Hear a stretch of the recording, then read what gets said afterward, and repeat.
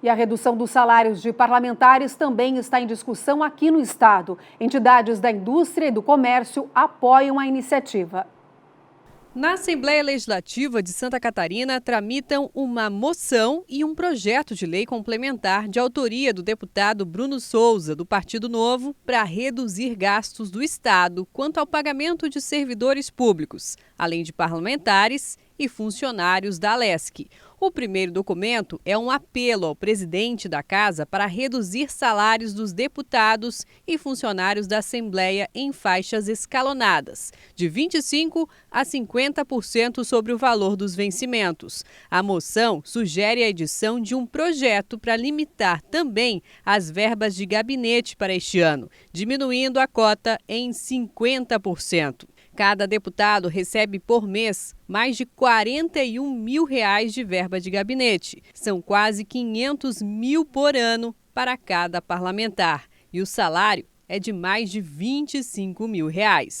Já o projeto de lei complementar prevê a criação de um sistema de financiamento de atividades para o combate a situações de emergência como a que vivemos hoje. A medida não se aplicaria aos servidores da saúde, segurança pública e defesa civil. Ele seria exclusivo aos servidores com renda superior ao teto do regime geral da Previdência, que é de mais de R$6 mil. A redução também seria feita de forma escalonada, de 25% a 50% de acordo com o salário. Quem recebe mais, contribui mais. Precisamos de um novo orçamento público, sem privilégios e que todos os poderes contribuam e façam também um pouquinho da sua parte.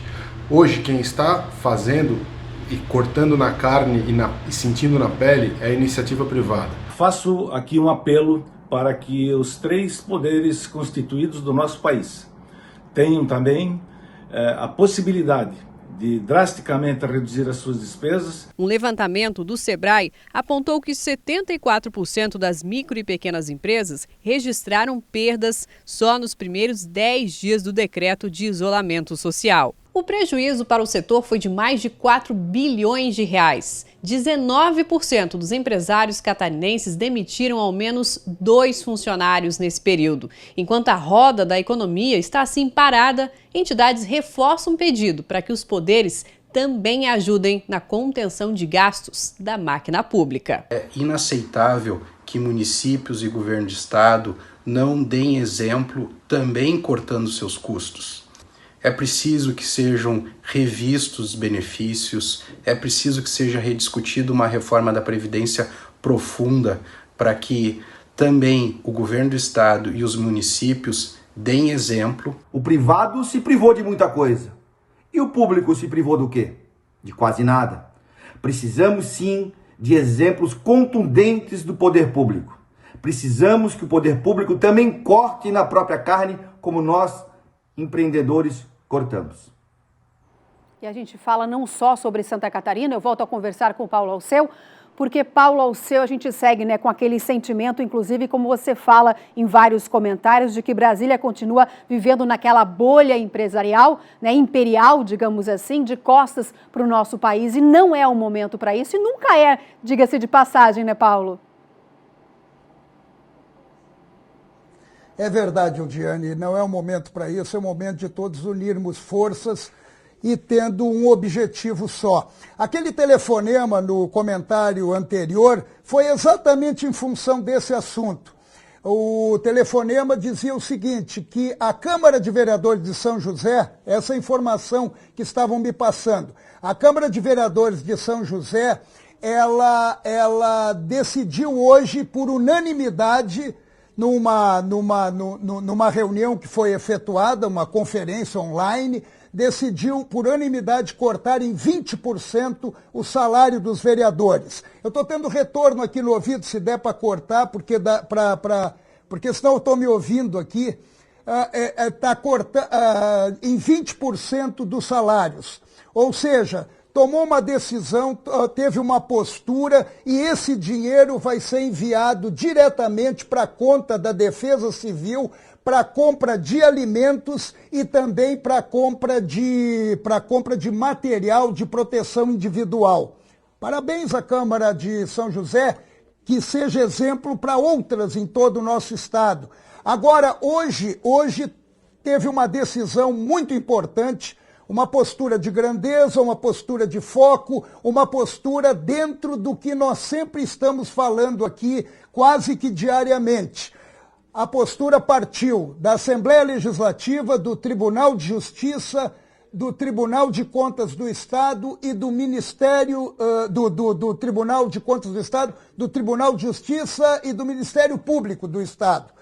Decidiram efetuar vários cortes até dezembro, até o final do ano. Eu recebi essa nota, esse comunicado agora, e eu vou até ler algumas considerações que foram feitas principalmente por conta do momento e das dificuldades em prestação de serviços públicos. Decidiram então efetuar os seguintes cortes: congelar os proventos e subsídios dos seus servidores e agentes públicos até o final desse ano, suspender o pagamento de horas extras, licenças prêmios, indenizações, férias indenizadas e de novas vantagens e bonificações pessoais, suspender temporariamente as promoções de funcionários e suspender as viagens de serviços. Também suspender as novas obras que estavam sendo executadas com o prazo inicial de 60 dias, isso podendo também ser prorrogado. E também vai haver um corte na verba de gabinete dos deputados, um corte de 50%.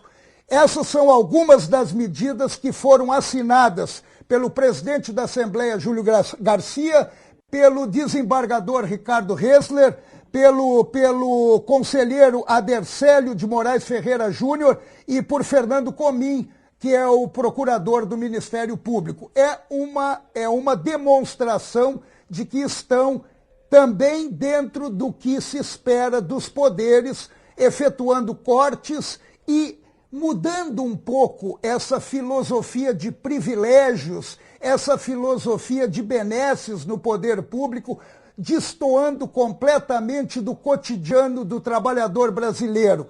E também tem um detalhe importante aí, só para finalizar. Sabe quanto gastam os ex-presidentes da República? Ex-presidentes da República? 60 milhões. Isso eles custam. E sabe quem é que mais gastou o ano passado? Dilma Rousseff. 2 milhões por mês. Tem que pensar também nisso, né?